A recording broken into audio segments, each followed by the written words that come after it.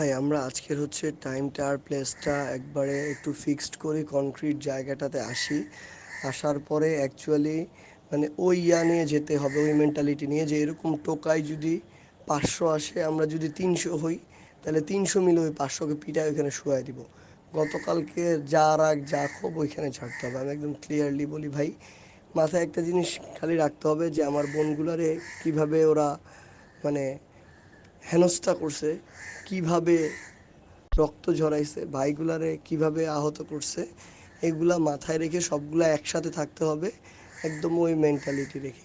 কেউ যদি টাচ করে তাহলে উড়াই দিব ভাই, না করলে সমস্যা নেই, কিন্তু করলে উড়াই দিব একেবারে।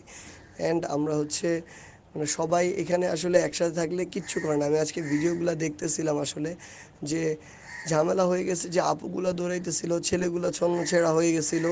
ছেলেও কম ছিল না, কিন্তু এক একজন এক এক দিকে হয়ে গেছে।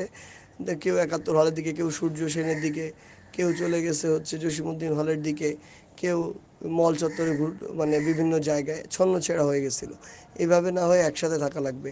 ছন্নছেড়া হয়ে গেছিলো দেখে ওরা 30-40 জনের একটা গ্রুপ এসে ইট পাটকেল নিয়ে ছুঁড়ে এভাবে মেরে চলে গেছে আর কি। সো ওই জিনিসটা জাস্ট মাথায় রেখে একটা নির্দিষ্ট টাইমে আশেপাশে যারা যারা আছে, ভাই বন্ধু টন্ধু যারা, সবাই হলে চলে আসুক। হলই সবচেয়ে সেফ আসলে, হলের ভিতরে কিছু হবে না। 21শে হল থেকে যেটা হয়েছে যে 21শে হলে কিন্তু কোনো এইসব ক্যান্ডিডেট ফ্যান্ডিডেট কাউকে ঢুকতে দেওয়া হয় না। শুধুমাত্র সব স্টুডেন্ট আছে এবং আমরা সবাই একসাথে থাকবো। অ্যান্ড আমার যতদূর মনে হয় যে এফএইচ আর শহীদুল্লাহ সেম অবস্থা। শুনলাম শহীদুল্লাহ হলের যে এক্স2 ছেলে পেলে কমে গেছে।